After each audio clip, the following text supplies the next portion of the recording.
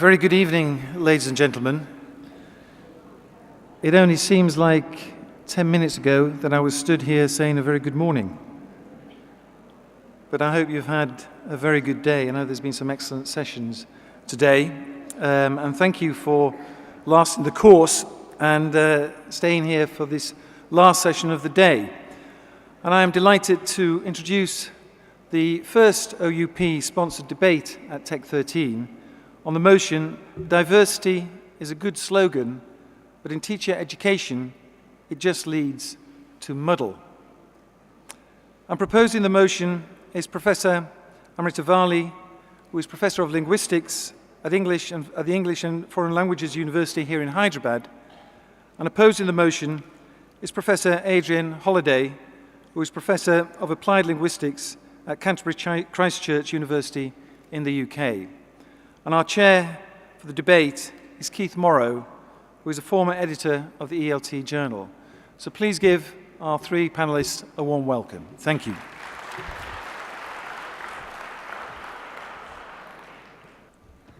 Well, thank you very much, Rob, and thank you everybody for coming along. The first item on my agenda was introduce the speakers, but that's already been done now, so thank you very much indeed. So I can move on to item 2 on the agenda, which is to say a little bit about the speakers. Actually, I'm not going to go into great length and characterize every detail of the speakers' achievements. I just want to draw your attention, though, to the fact that they are both professors. Now, this can be a good thing or this can be a bad thing, because in my experience, a professor and muddle sometimes go hand in hand.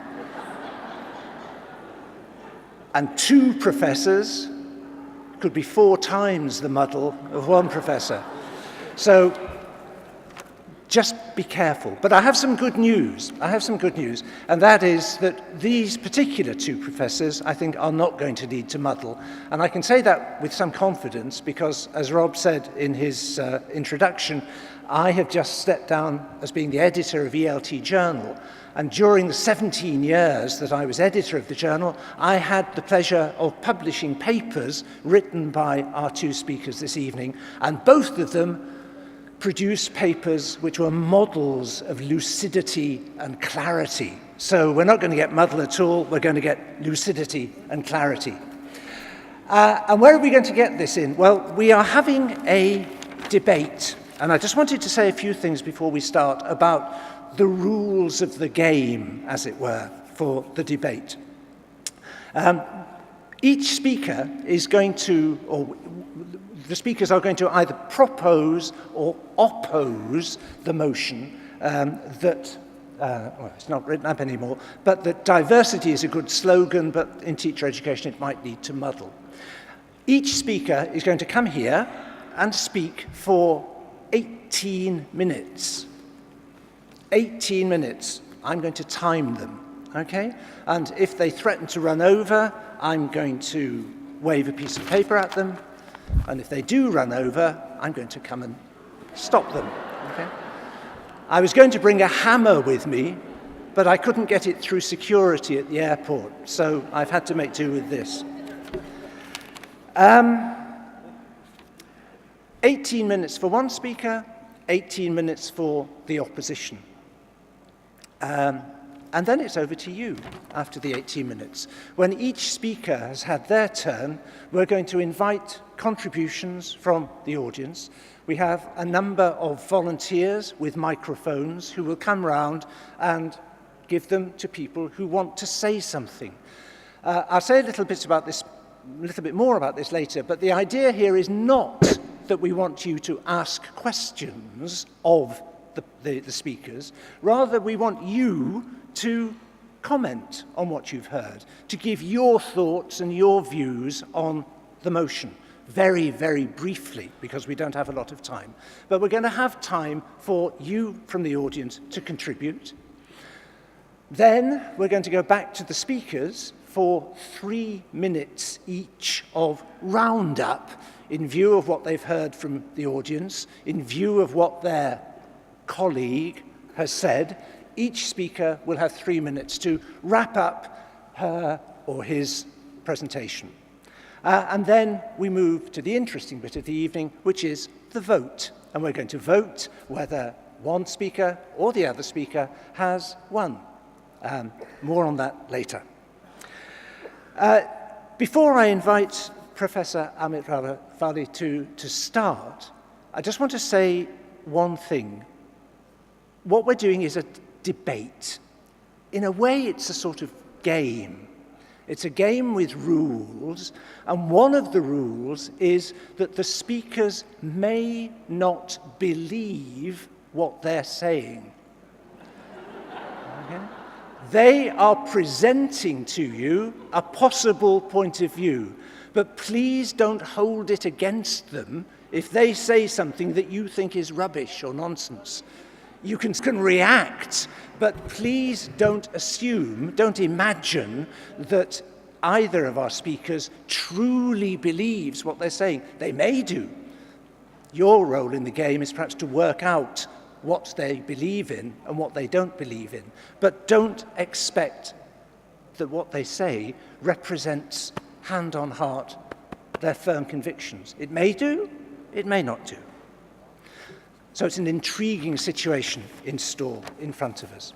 So I hope we're going to enjoy, I hope you're going to enjoy, I hope we're all going to enjoy the time over the next hour. I'm looking forward to it enormously.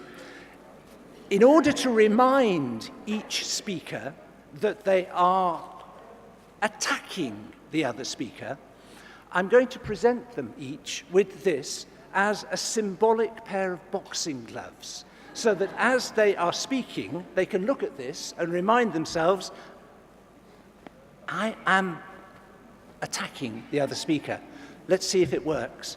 Professor Amritavalli, over to you, and I make a present to you for the duration.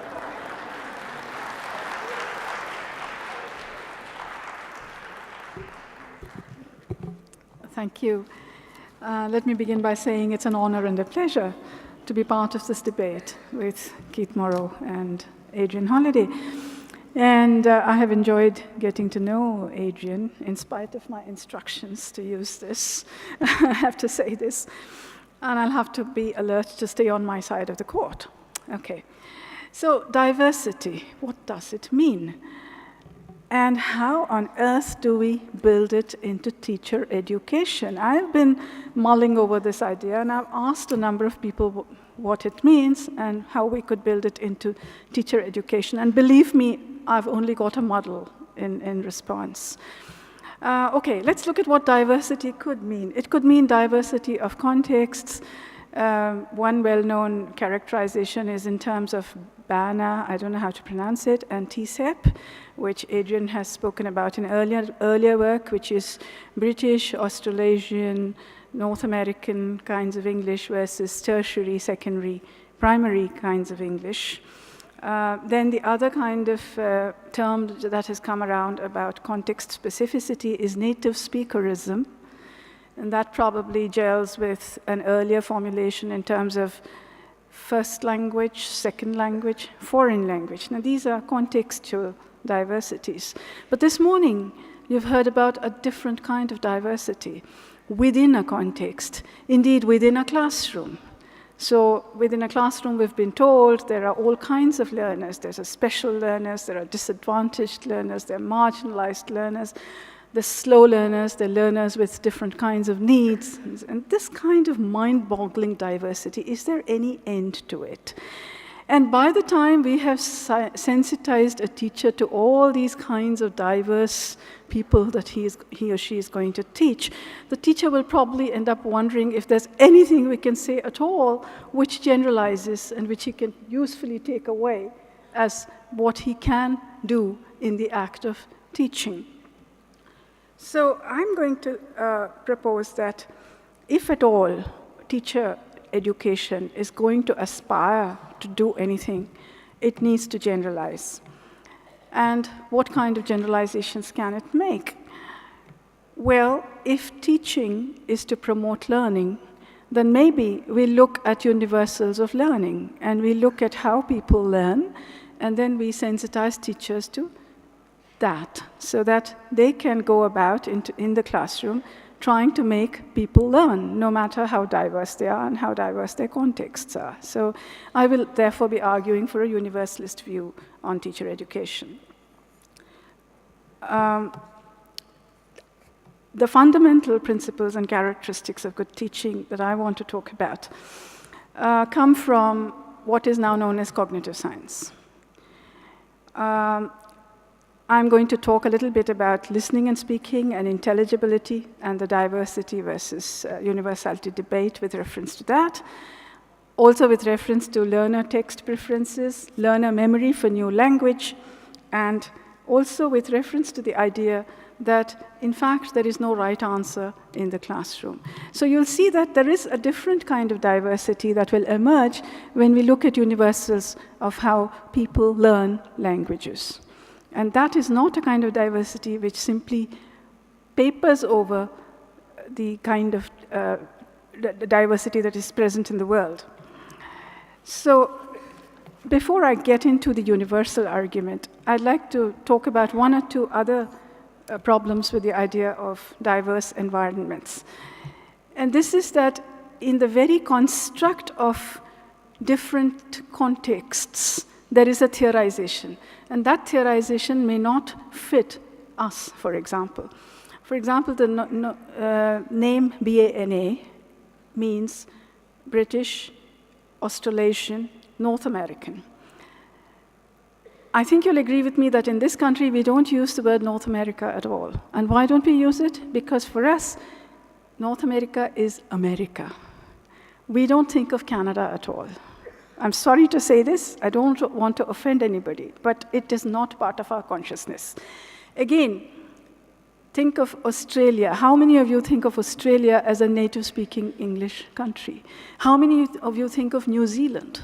So when we think of native speakerism as a construct imposed on diversity, that is a construct, again, coming from the native speakers world. It doesn't really exist in our world, because for us, the Australian doesn't matter, the New Zealander doesn't matter, the Canadian doesn't matter. The person who matters is the Britisher and the American. So why does this happen? Because these are the two countries which were powerful or are powerful today. So to talk about native speakerism, to talk about BANA versus TCEP is, I think, to put the language cart before the politico-economic horse. That's one thing I'd like to say. The second thing I'd like to say about language ideology and power is that, yes, English is powerful.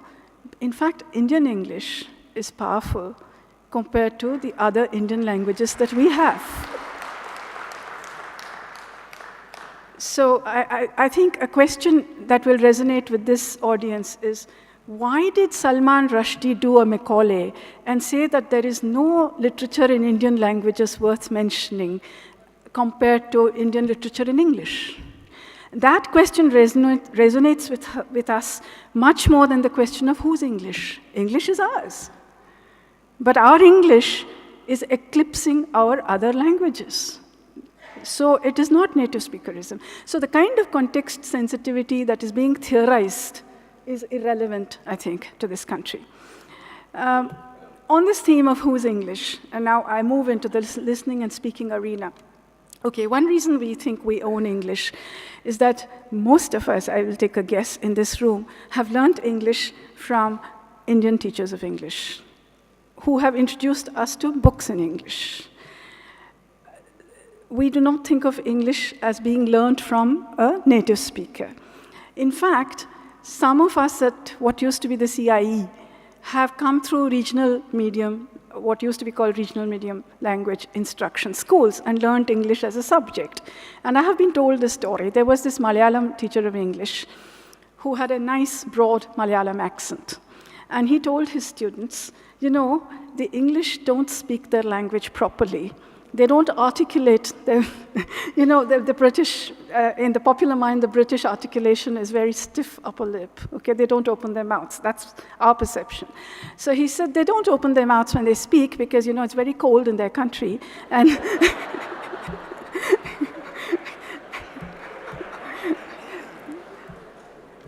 okay, now, diversity and local context. Are we going to do to English what we've done to Sanskrit? And what they've done to Latin in Europe? is English going to, fragment into many, many unintelligible varieties of English? In the name of context specificity, are we going to lose English? This is one concern I have. And I think I'm already running out of time. I realize how, okay. So I have a solution to this. It's not that we discount the local variety of English, because of course the teacher cannot teach anything except the English that he knows. But think of any variety of any language, and you realize that you command more than one variety of it, especially in the spoken language. At the very least, you command the informal and the formal varieties of this language. And this is why, for example, a New Yorker can talk to a Texan, and the two of them can talk to a Londoner. They don't speak in the same way, but they speak in such a way that they can understand each other. So this means that we have to have enlarging circles of intelligibility, and this idea is there out in the literature. I think the British linguist, whose name escapes me at this moment, has said that we have 3 circles of intelligibility: our own regional circle, for example, Punjabi English, Marathi English, Malayali English, then a national circle of intelligibility, which you can call Indian English, and then you have those of us who want to interact with a foreign audience. We have to have some way of coping with speaking to people who don't share our own languages with us. So we think of expanding circles of intelligibility then, and in this sense, we are taking a universal feature of language behavior, a universal feature of language use, and putting it into our very local context. Speaking of intelligibility, intelligibility doesn't limit itself to one language. It is my experience that a person who articulates very badly in English, who mumbles, is likely to do so even in his own language. And I'm likely to go on, begging his pardon, whether he's speaking my language or English. So there again, I think you have to have a search for universality in intelligibility. Teach, maybe in the teacher training component, we have to have language as performance built in. Questions of voice quality, voice control, breath control, the kind of performance that's happening today. That has been taken out of teacher training. It's been taken out of teacher training because we've told the teacher, teaching is not teacher-fronted. We don't want you lecturing. And so the teacher has been discouraged from using his voice, discouraged from using speech, and he is now supposed to go around, supervising pair work and group work and God knows what else. So I suggest that we bring back language as performance, and that will bring back all the varieties that you want, and it'll bring it back into all the local contexts. Talking now about learner text preferences. So that was my take on listening and intelligibility, and I think that if you go the way of going to local contexts, you will only end up fragmenting languages. Now, talking about text preferences, I have more than once written about this, and I have had it recently confirmed. I went to a municipal school in Delhi, and every child there, when we said, can you say something in English, they recited a poem at us, class 1 to class 8. And this was not a poem that they had rehearsed recently. This was a poem that had stuck in their memory, and they could come up with it spontaneously. Now, you might dismiss this as rehearsed language. But actually, this preference for poetry among weaker learners has been found in the London, the underprivileged parts of London. And it's documented that children who are weaker in language read poetry, because poetry gives you an encompassable text. It's not huge and long sentences. It's not a long piece of text that you have to read. And it is charged with emotion that children can relate to very easily. Now, why I mention this as a universal feature of texts that we have to sensitize teachers to is that in the name of respecting diversity of contexts, we have told them, let's not put in things which are unfamiliar to the child. And very soon, I will be publishing an article in the journal that we edit from our university, where a teacher has written this about choosing texts for a class 10 book. It turned out that there was a set of materials producers who wanted to take out references to traffic lights, because they said, but in rural India, there are no traffic lights. And then the other set of teachers wanted to take out references to ducks and goats and God knows what else, whatever animals we have in rural India, because they said, but the urban child has never seen these animals. So we have trivialized the notion of particularity and context to a point where people are arguing about, a textbook should have references to traffic lights in it and ducks and rabbits and horses in it. And in the same debate, apparently they were also going to take out references to what are those things? Not microphones, but what you look at. Microscopes, because they said, how many Indian children would ever have seen a microscope?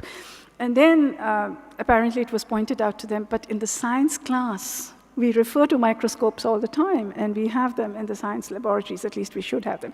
So, context particularity has led to such a muddle that you're not even able to look outside your own class into your school and see what is happening in your school. How particular can a context get? Now, the third point I wanted to talk to you about is no right answer. No right answer as a principle, which has been articulated in education. Now, I don't know whether you want to say this is actually for diversity, but no right answer is a universal principle, because people like educationists like Krishna Kumar have been telling us that education cannot proceed on the assumption that there's only a single right answer, which is rote learnt in the classroom. Now, I have a story about this. A child writes a word like, a sentence like, the lion is afraiding the man. The lion is afraiding the man. He means the lion is frightening the man, or the man is afraid of the lion. In a first language context, this is acceptable. Because actually, it's been documented in the learning of English that child learners produce this kind of language. But somehow we've fragmented, the notion of diversity has fragmented these contexts, so that in the second language context, this is seen as a mistake, and it's immediately labeled wrong. And I can give you many more examples like this. In West Bengal, when they introduced the communicative syllabus, they came and somebody asked me, we had a question on professions, and we had a person who mends shoes is and blank, and they expected the answer cobbler. And a lot of children wrote shoe mender, which I thought was a perfectly acceptable creative answer. But because we have divorced our second language teaching contexts from first language acquisition contexts, our teachers are convinced that these are wrong answers, and they're marked wrong. I'll give you a third example. A teacher had written up part of a story about a magic pot on the blackboard. And I asked, is there a word here which means, in Hindi, daudna, is there a word here which means run? And the child gave me the answer, follow. I don't know how many of you would accept this, but notice that the meaning of run is inherent in the meaning of follow, which means go after or run after. Now, that is a kind of universal semantics that the child was following. So if you have any notion of linguistics at all, if you have any notion of how words group themselves into word families and they have components of meaning, then you would not have rejected this answer. But I was told by my teammate that no English teacher would accept that answer. I don't know, I haven't tried it as an experiment. I have 1 more minute. So I'll just end by saying memory for texts is again one thing that we have not talked about in teacher education. In the same school, I was astonished. I asked the teacher, the class 2 teacher, what do you find difficult? And she said, my students do not remember the exercises. Are you as taken aback as I am? Yeah, so I said, I beg your pardon, because I thought I'd heard wrong. And then it turned out that she was actually expecting that the exercises should be remembered because she could then test them in the examination. Now, at the same time, in the same class, there was memory for language. A child retold a story of that magic pot in Hindi, but he used some English phrases like stop, pot, stop, make, pot, make. Okay? And then if you look up the literature on whole language learning, you'll find this is called recurrent language. This is referred to in Prabhu as recurrent language. You know that teacher talk is learnt because it recurs. And in the whole language literature, these are called predictable texts, predictable phrases, predictable situations. These are the kinds of language that spontaneously enter one's mind. And if we do not sensitize the teacher to these kinds of universals of learning, I shall stop at this point. But you know what I was going to end my sentence with. Okay? You will have a muddle.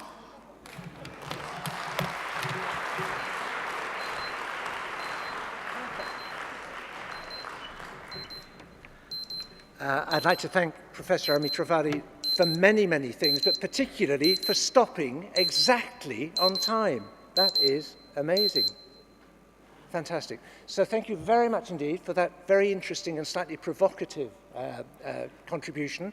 I'm now going to hand over to Adrian Holliday to oppose what you've just heard. Thank you.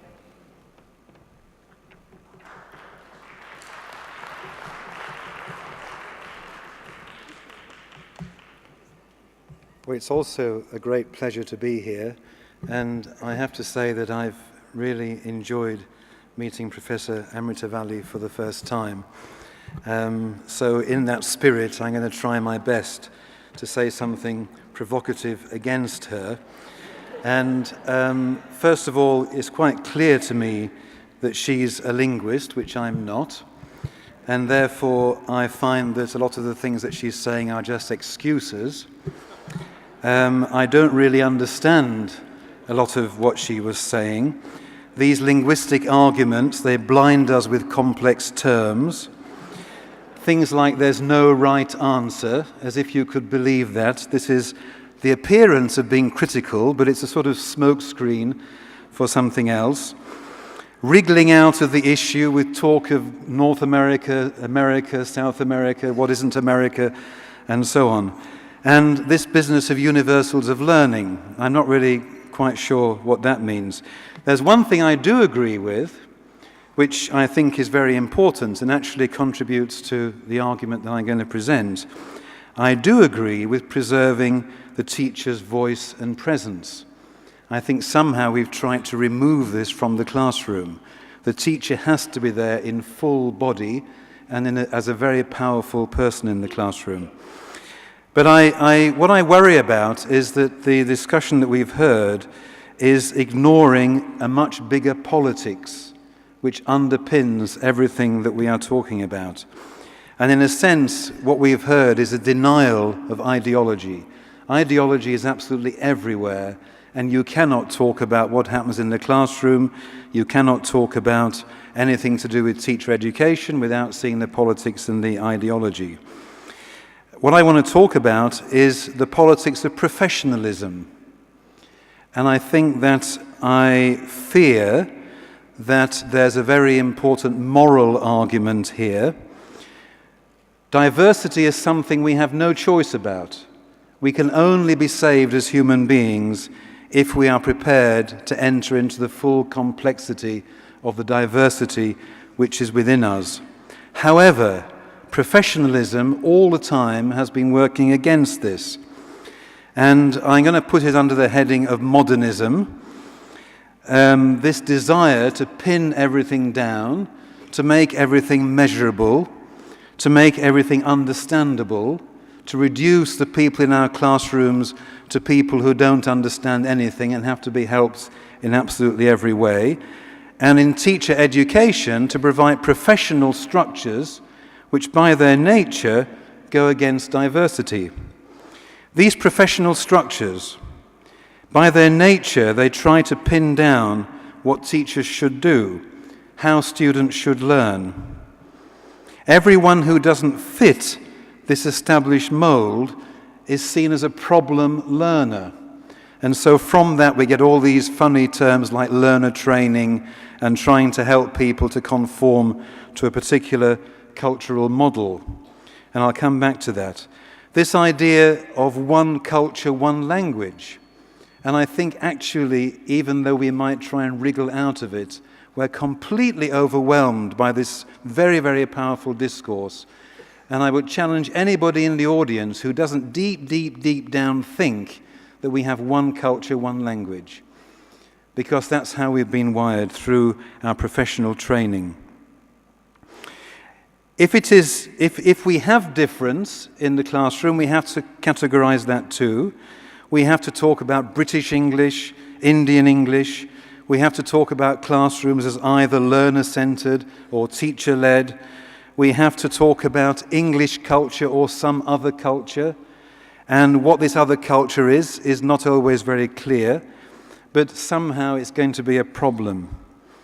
So this difference which professionalism puts on us and papers over the possibility of diversity and complexity brings awful notions of superiority and deficiency. Because as soon as we start categorizing different types of professional norm, different types of professional behavior, different types of student behavior and teacher behavior, we automatically begin to talk about superior behavior and inferior behavior. And of course, we know Robert Phillipson. We don't all agree with what he has to say, but once he has spoken, we can't possibly ignore this. This Western plot to organize the world, to divide and rule. And even though we might pretend it's not really there, I think it's lurking behind every corner in the shadows.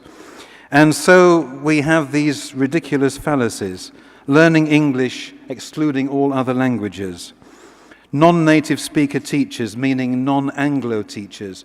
I was amazed very recently to read something in a journal, I can't remember the guy's name, but he's very famous for this, saying that non-native speaker teachers are a separate species. Well, I mean, this verges on something really, really quite awful. But this is part of the modernism. It's trying to break things into pieces. And it pretends to support diversity, but in fact it goes in the opposite direction. So the world I've been describing, this professional world, is actually an imagined world. It's a world we have been taught about to make us into professionals and teachers. The real world is complex and messy. How long do I have? Okay. The real world is complex. I've got to make my final point. The real world is complex and messy, but it's real. Trying to tidy things up under professional headings is entirely missing the point. If we are frightened of muddles, we shouldn't be. The muddle is a challenge. We have to face it. We have to rise up and face it. And people who say it's a muddle, they just can't deal with this issue of complexity, and they try to dismiss it, and it's all part of the denial of ideology. We have to be our complex, diverse selves. We have to teach and learn in ways that are meaningful to who we are. There have been so many studies of how real learning goes on out of sight of the teacher, out of the jurisdiction of the teacher's professionalism and the teacher's lesson.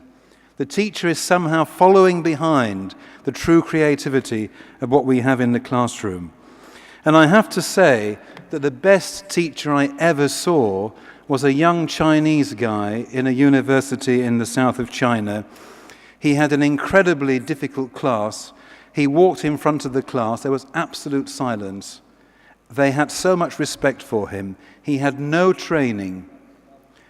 I asked him what his principles were. He said, I have to teach in the opposite way to the way that I was taught. I said, how were you taught? He said, I wasn't treated like an intelligent person. I treat my students as intelligent people, and this is what you need to be a teacher. And I think that goes completely against the strictures of professionalism, and suddenly we have an opening for diversity. There was plenty of possibility for muddle in his classroom, but he worked with his students, and somehow they skied over it. Excuse me, what else to say? But it was like they were surfing over waves. It was absolutely fantastic. It was so inspiring. He was successful. He wasn't a professional, and he hadn't been diseased by modernism. Thank you very much.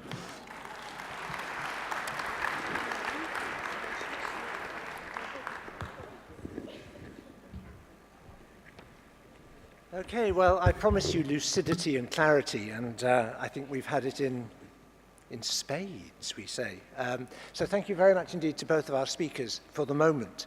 Now I want to move on to the next stage, which is to invite contributions from the audience. I'm looking around me to find the people who've got the microphones. I can see, yep, okay, good, 1, 2, 3, 4, lovely. We've got, I think, 6 people round who will give you a microphone to speak. But please, can I just say one thing before we start the round, and that is to reinforce the purpose of this. The purpose of this session is not for you to ask questions to either of the professors. The chance now is for you to say what you think about the motion, to give your perspective, your examples, or your view. But to do this briefly. We don't have a lot of time, and I'd like to include as many contributions from the audience as possible. So please, be brief, be to the point, and tell us what you think about the motion.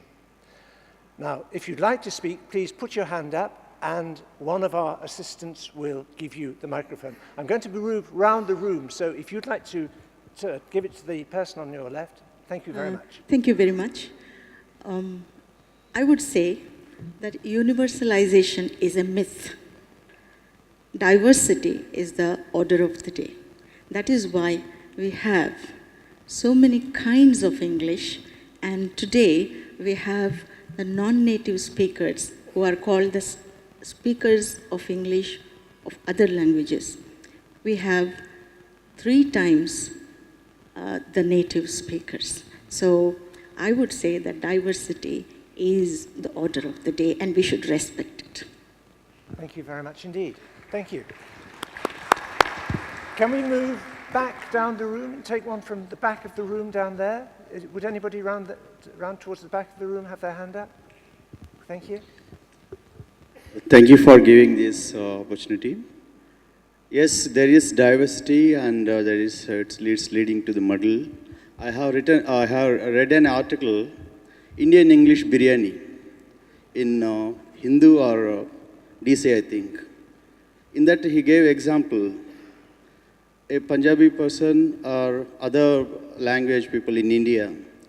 I have gone to take a loan in the pronunciation. Instead of pronouncing loan, he say lawn.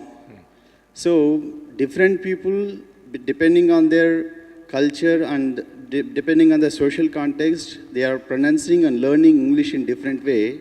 That's giving a challenge to the English teachers to teach English in a proper way. So definitely the diversity is leading to the muddle. Thank you. Thank you very much. Thank you. Is there anybody else at the back of the room? Yeah, I'm here. First of all, thanks for the debate. Adrian, brilliant, very nice. Thanks a lot. I would say that when we think of the muddle, it's very real.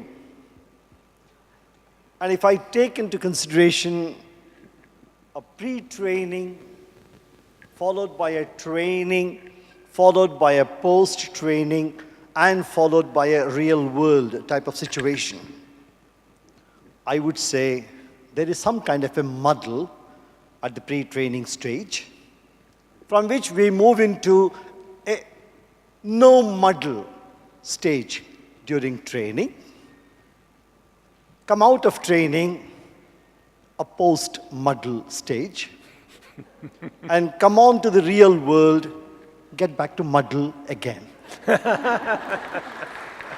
So, the conclusion would be, muddle is normal. Muddle is the norm. And therefore, don't worry about it. Be muddled. Somehow you'll get over it. Okay, thank you. One from the front here.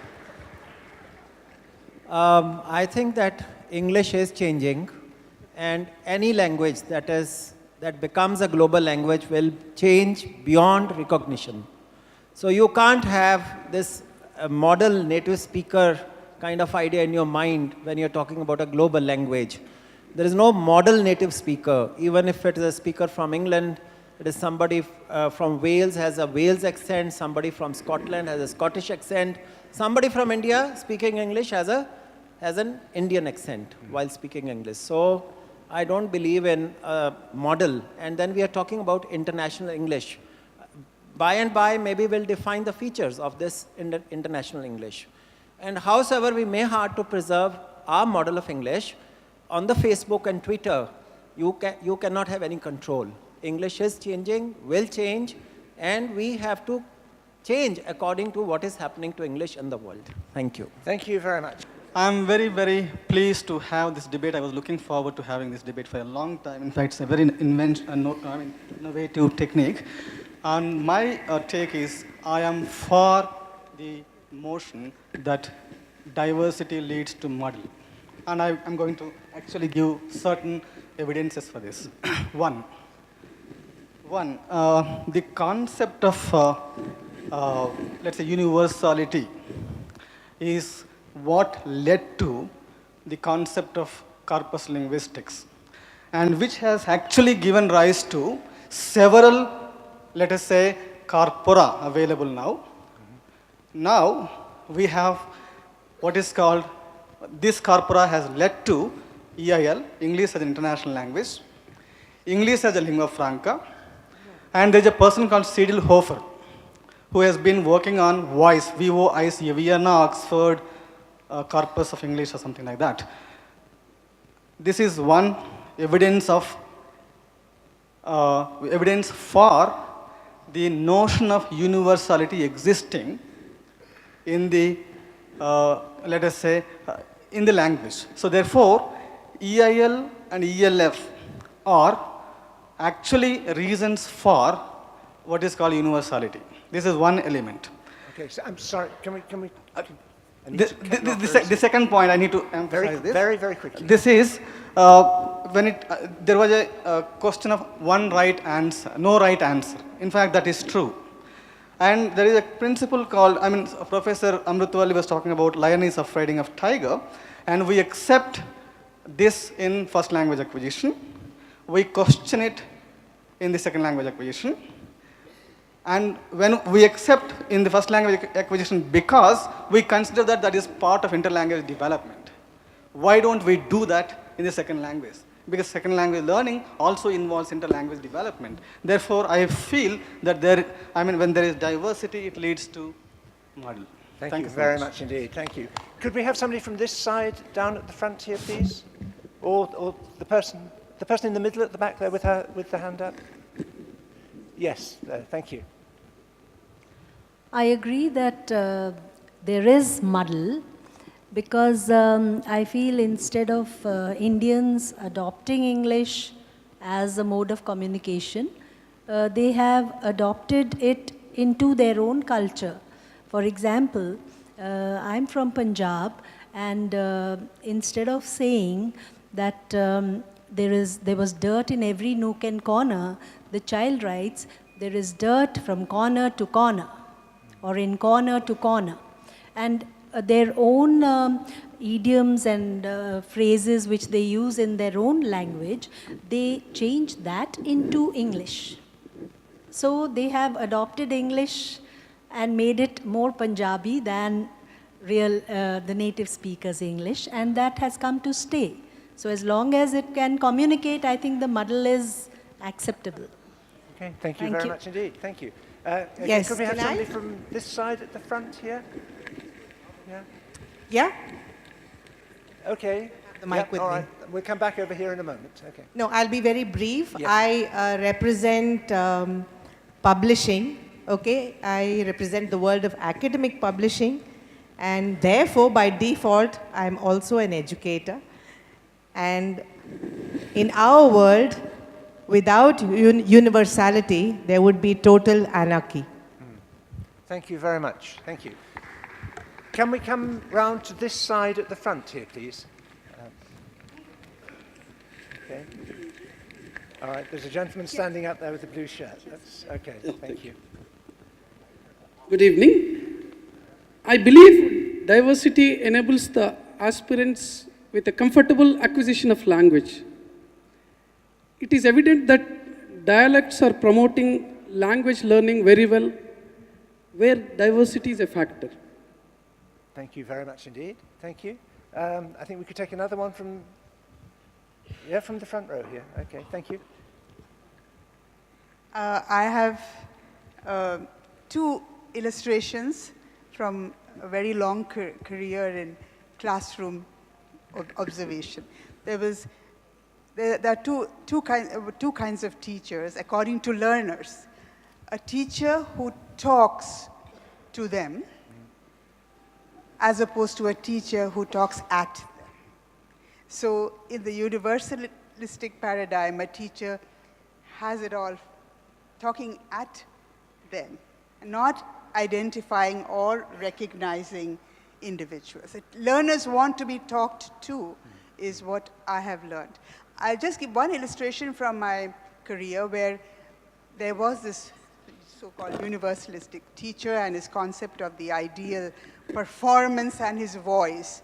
And I would pass the classroom and I would hear these dramatics, you know, and he was explaining a text and he loved his voice and he would go louder and louder. And I always wondered whether it was a play that the students were watching. So it could be, this is just something to reflect. So I feel that students, learners want to be talked to as individual persons, and their diversity is very real to them. Okay, thank you very much. Time for two more, I think. So can we take one from the front row over here? Yes, that's fine. Actually, the diversity is not acceptable because of the diversity, the English is losing its purity and it's become formless. So if we do not maintain some standard, that English will not be a language and those learners of the English will be confusing. Like what is happening in American English. Because of expectance of diversity, it is losing the ground in some part of America, like the Spanish and other languages are dominating. Okay, thank you very much. It's an interesting perspective. Okay, thank you, over there. Actually, I would like to give a provocative statement saying that, well, ma'am has said that there's no right answer. So would you like to take this as a universal fact that we would take all the answers that in different various styles given by the students as right answers? Okay, thank you. All right, I think we'll take the last one now. So I'm going to close my eyes and say, at the back there, in the middle, have we got a hand up? No, I can't see from here. Come further forward then. Let's see. All right, we've got one over there. Yes, okay, yes, sir. Thank you. Good evening, gentlemen and ladies, and respected dignitaries on the dais.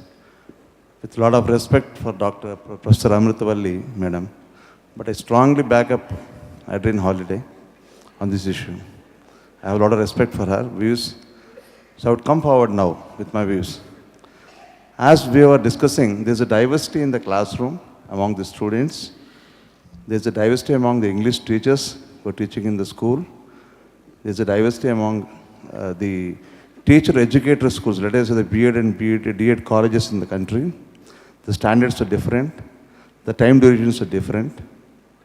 As we travel from the city center, let us say the metros and all, a few kilometers, we would find different kinds of teachers in English. There's teachers who teach in the city, teachers who teach in the rural areas, different English boards, different boards, I mean the CBSE board, the ICSE board and all, where the curriculums are different. So diversity, I strongly feel, it will definitely not lead into muddle, because already we are in a muddle with the quality of, I'm sorry to say, the kind of English teachers, English methodology teachers produced by some of the universities in our country, barring a few, like students from EFL University, who are very handful and very difficult to get in areas to work in rural areas and all. So I strongly feel that even though there is a diversity in India and it has to be there. And it doesn't lead to muddle. We are where we are actually today. Thank you. Thank you very much. Okay. And if you excuse me, for 1 minute, if you'd like me to extend actually. Only 1 minute, sir. That is as far as the future of English is concerned, though it doesn't concern I'm opposing this whole situation here actually. There are text-to-speech and speech-to-text in many countries. People use translators who don't know the language of English. Say a few decades from now, we are so much India is behind English today. But what will be the condition after a few decades of, regarding English? The thing is, in future, when the software is going to be developed in such a manner that like, if you speak in German, it gets translated into my mother tongue, that is Telugu, or my Telugu is getting translated into English to you. Where is the necessity for English after a few decades? Thank you. Okay, thank you. Oh, no, I'm sorry. Thank you very much for all the contributions from the floor. I can see from the forest of hands that we could go on with this all night, but I'm going to be a very strong chair and say, that's it. But thank you very much indeed for what you've said. But please don't leave, because we have now 3 minutes for each of the speakers to round up, and then the vote, which is very crucial. So, Professor Amritavalli, over to you. Okay.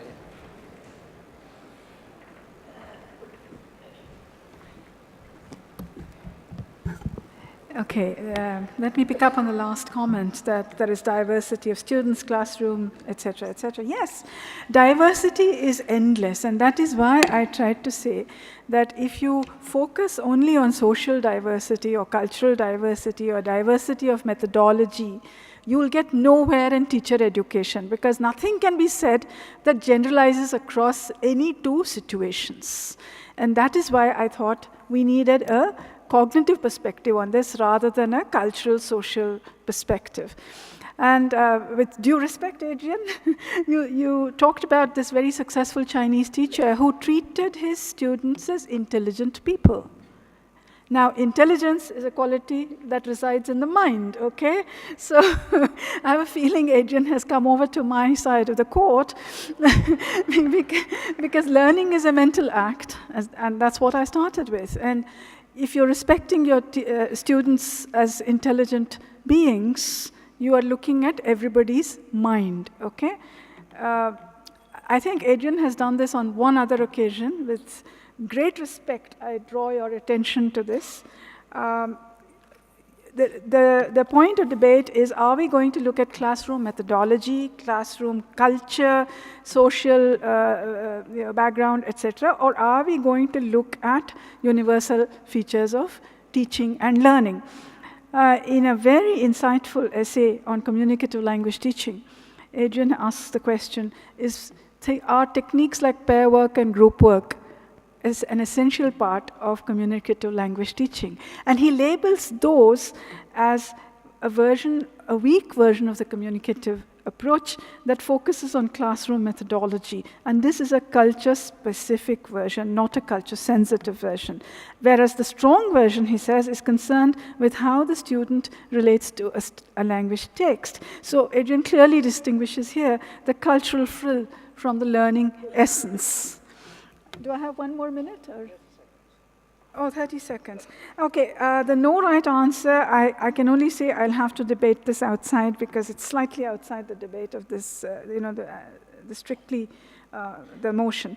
And as for the idea that the universalistic perspective depends on classroom performance, talking at the teacher, that means I've not been able to convey to you my idea of what universals are, okay? So, thank you.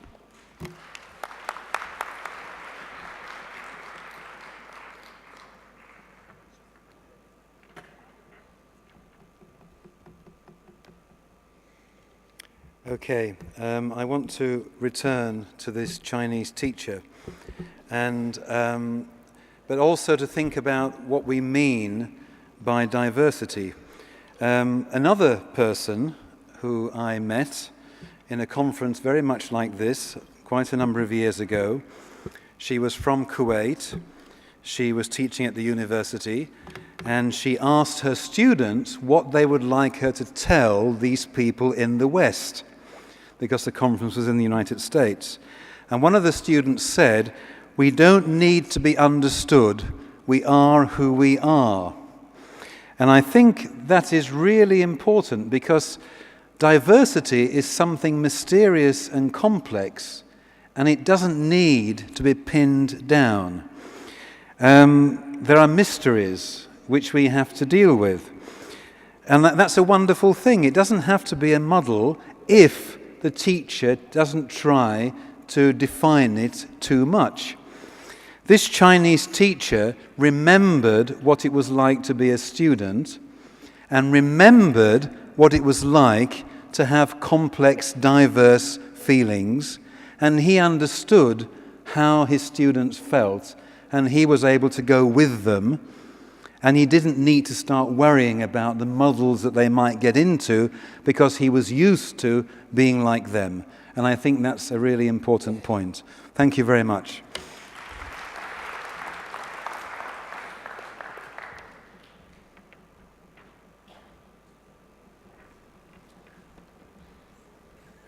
Okay, well, there have been a number of high points in the debate, the contributions from each of the two speakers, the contributions from the floor, but now we come to the real high point of the debate, where, ladies and gentlemen, their future is in your hands.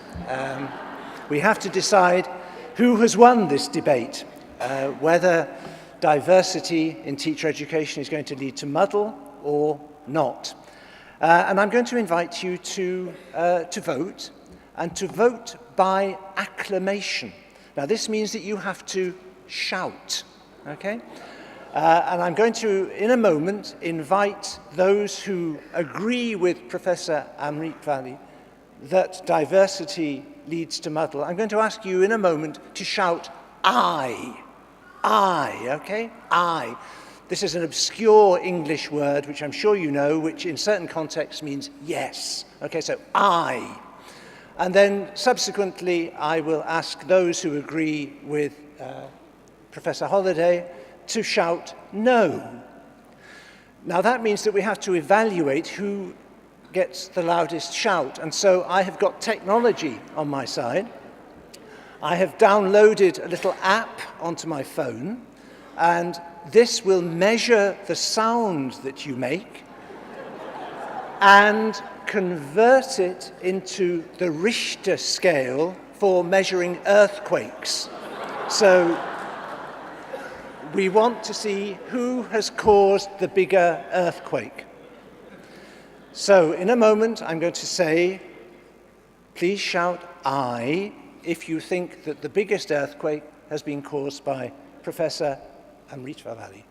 Okay, so 1, 2, 3.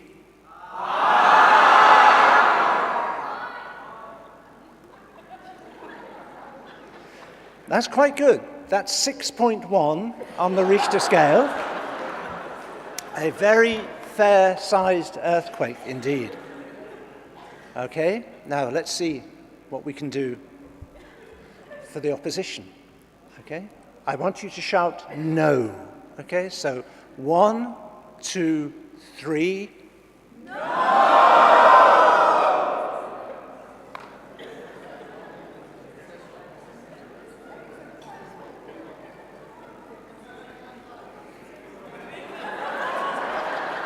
Well, something very strange has happened here. My phone has been hacked, I think. It's suddenly given the cricket scores, and it says Australia 408 all out, India 283 for no wicket, Dhawan 185 not out, and that's the biggest earthquake. So, well, I don't know what to say about this. I think all we can say then, probably in conclusion, is that whoever you voted for has won. So, thank you very much indeed. Thank you.